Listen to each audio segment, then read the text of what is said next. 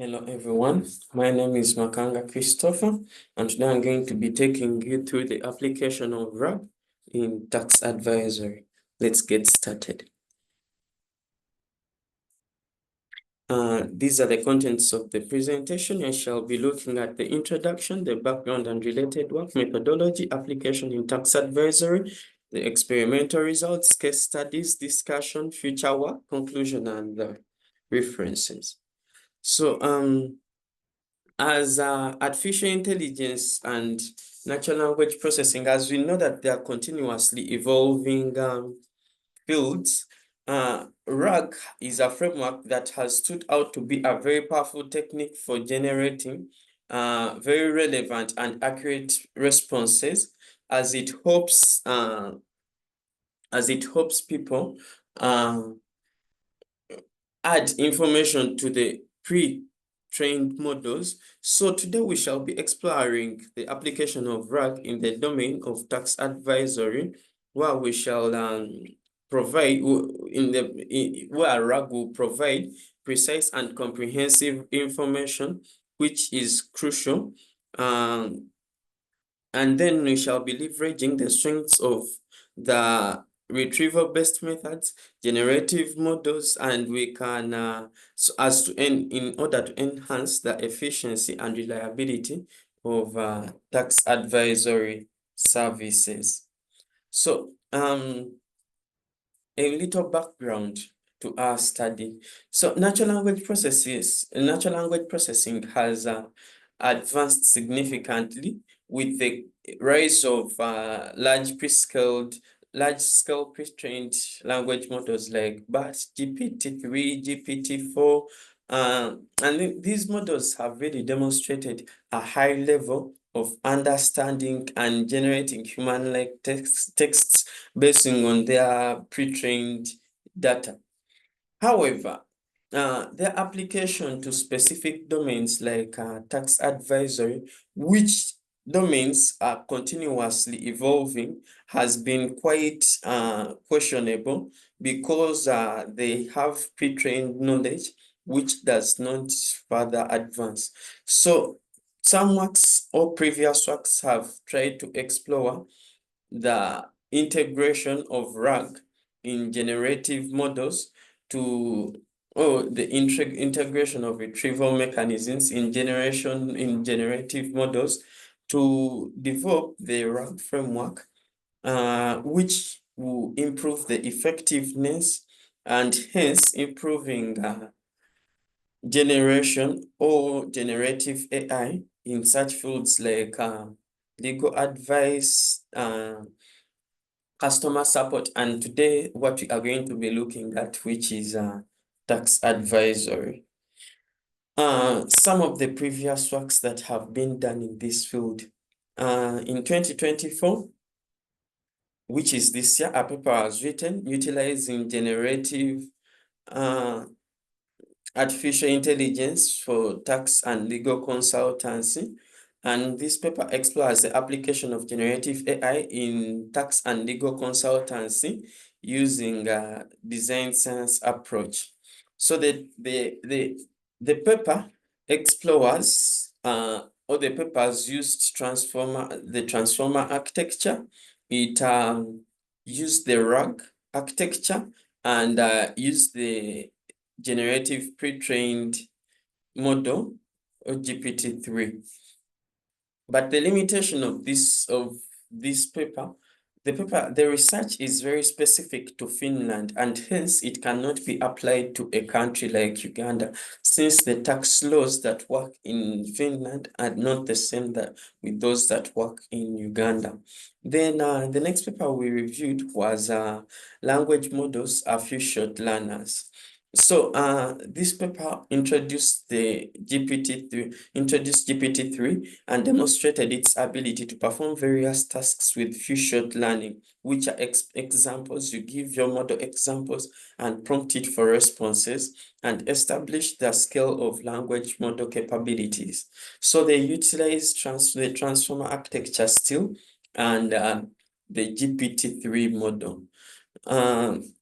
However, the challenges of few short learnings. It requires high computational it requires high computational costs. It has limited interpretability, since for every prompt you're supposed to be prompting this model with a few examples.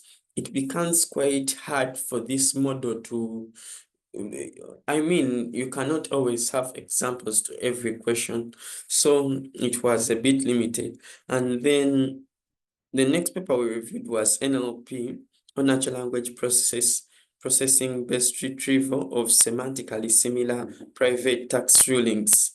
And in this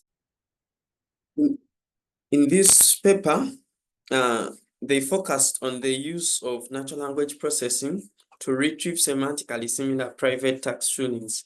So the paper uses natural language processing.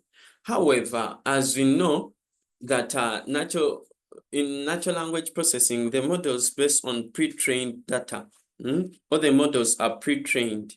The data which has already been given to the model cannot be changed. And then we know that in the taxation field, many acts keep coming in, tax laws keep changing today and tomorrow. So this is a limitation for this kind of model. And that is how we thought of the RAG architecture as we are going to see in the next few slides. So the methodology. Our proposed methodology is with our RAG architecture, we pass in data, which data the data you're passing in is from the taxation handbook and other tax laws, acts, and everything relating to taxation in Uganda. We pass it to we pre-process our data, we pass it to our transformer. So we shall be using a transformer. The transformer we shall be using is the mini LM, and then it will create for us an embedding model. Once it creates our embedding model, the embeddings are stored in a vector database,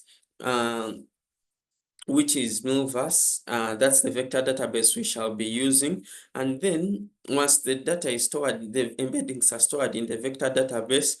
When the user prompts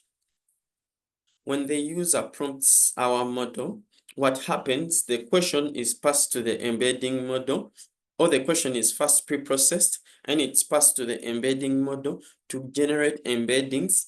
And then when it's passed to the embedding model, we search for similar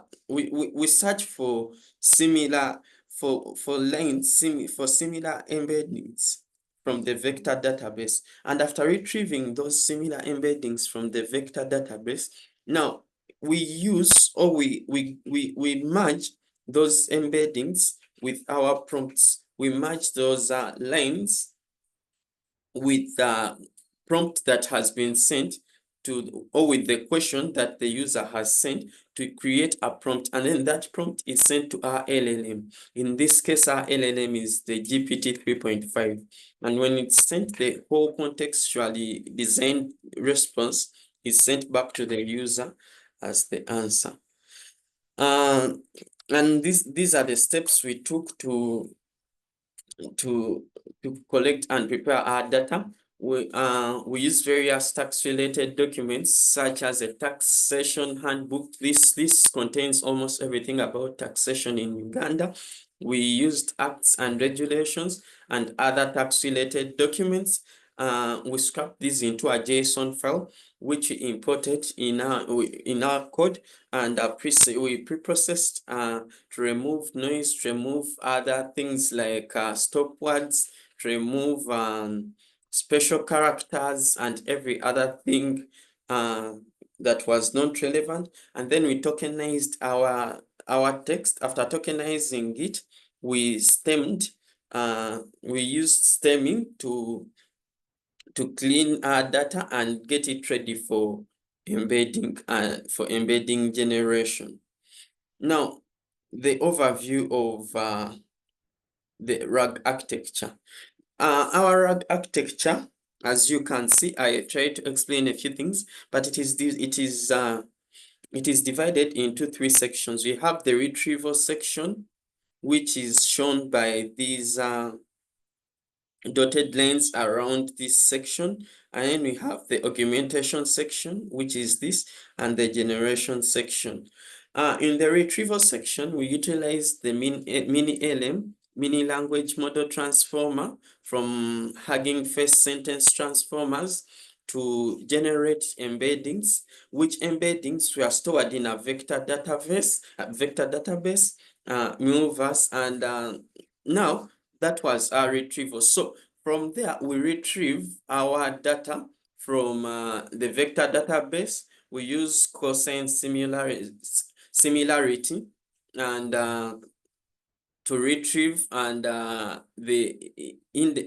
indices from the vector database and vector indices. And then we generated when we came to augmentation, we get what we've retrieved from the vector database basing on the prompt of the user. We merge it together with the original question from the user, which is the concatenation method or concatenation method of augmentation. We concatenate the question that the user has sent with the results from the vector database to formulate a question, which question we send to the generation step. And in the generation step, we used OpenAI's GPT 3.5 as our large language model to generate responses to our users. That's the overview of our RAG framework. And now you're going to be looking at the application of RAG in tax advisory. Taxes can be one of the most complex things and very time consuming. It's very hard to keep up with changing tax laws and regulations, financial management. Basically, it can be a very hard thing for individuals and for businesses. And as a result, many companies have gone on to hire tax consultants and people, but we thought of an alternative to managing tax-related things by developing by incorporating AI into tax consultancy and tax advisory. And in this context, we thought of the Retrieval-Augmented Generation framework to support the existing models, large language models like GPT 3.5 in order to provide efficient and accurate and precise responses to any tax-related query from our users. So that's how we came up with this. And after coming up with it, we designed a system where we have a user prompt through our app. Our application was developed with Flask on the back end and an API framework. We use REST framework for the API, connecting to the front end with we were connecting to a React front end. So the user posts a question to the server and to React and React front end, and the React front end posts the question to the Flask application through the API, which Flask application sends a response to the front end. Now, what happens when the user posts a question? That question is pre-processed, and then embeddings are created. Then it checks for similarities in the vector database. After checking for similarities in the vector database, the similar questions and the question that was sent by the user, or the similar data that we've generated from the database plus a question generated by the user are sent to our large language model, which sends back the response or the answer to the user, and then the answer is displayed in our React front end, which the user will be able to view. So we implemented this using Python with libraries such as sentence transformer from Hugging Face, scikit-learn, similarity calculations. Scikit-learn, we used it for similarity calculations. I told you we used similarity cosine in retrieval, and then we used OpenAI's generative model GPT-3, and we used Flask framework for the back end and React framework for the front end. And then we use REST framework for the API. So we evaluated our model on a set of tax-related queries. We gave it tax-related queries, and we tried to check for the accuracy of our model basing on the queries and the relevance, how relevant are the responses, and how fluent. With fluence, we check for the coherency and readability of the response from the model. And basically, our model demonstrated a high accuracy and relevance in generating tax responses to tax advisory responses.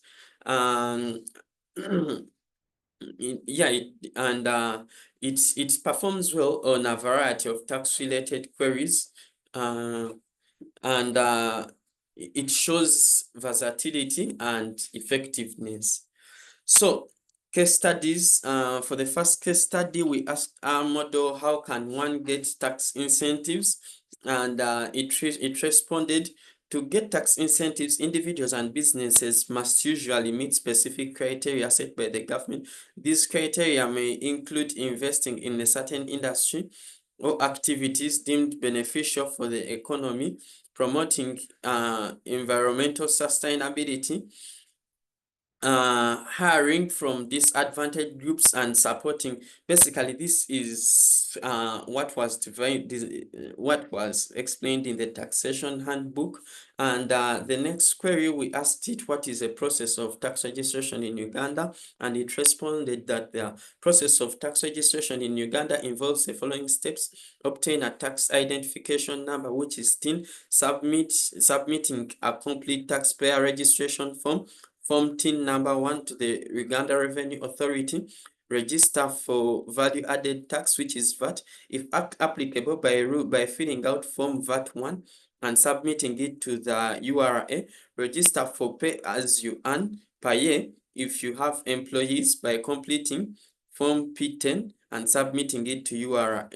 So register for other relevant taxes and anything. Basically, as you have seen, it responded with a lot of it responded with accuracy.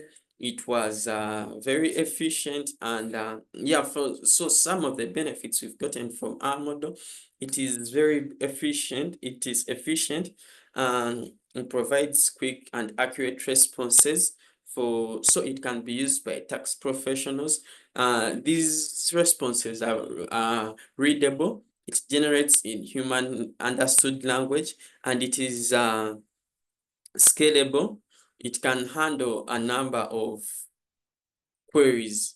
It can handle a number of queries simultaneously. As I've told you, we designed our model with the Flask API. So very many different users can ask queries at the same time. It is really scalable. Challenges. Some of the challenges we faced. The accuracy of the system depends on the quality of the underlying data. So whatever is not defined in the data, it might be hard for the system to really explain it, and whichever mistake that is in the data, it will incorporate this very same mistake. And model limitation, as we are using ChatGPT as our GPT 3.5 as our generative model, our model that we have built carries on the same biases that our LLM is using, or generative model. And in some cases, it produces irrelevant and incorrect information as from our generative model. And Some of the limitations are domain specificity. Our model is very specific in taxation. It's very specific to taxation, even though it was our area of study and it is specific to Uganda. Maybe in the future we could look to other countries and tax advisory for the world at large. And it depends on pre-trained models, as I've told you, as I've told you about the biases of the pre-trained model. So our model depends on a pre-trained model, which is GPT 3.5. And yeah, its capabilities are what we base on. And so in our future works, we look at covering tax advisory in greater detail and going into the very specific details of tax advisory and refining our data from experts and other things, looking at experts and adding more data, acts, laws, and everything, history of everything, and coming up with a bigger and larger model. Additionally, we are looking at incorporating user feedback from into our model for every response, such that we can see what our users think about every response. And then we are looking at reinforcement learning from human feedback. Our models can learn from the very questions that they give to the users. Yes. So in conclusion, the application of RAG framework in tax advisory demonstrates significant potential in enhancing the efficiency and reliability of providing tax-related information. By combining the RAG methods, retrieval methods, and generative models, the system can generate contextually relevant and accurate responses, making it a valuable tool for tax professionals, businesses, and individuals, and also, of course, authorities. Yes, so these are the citations from a few papers that we have used in our presentation. Thank you very much. In case of any comments, you can add them to the comment section. I stay Makanga Christopher. Bye-bye.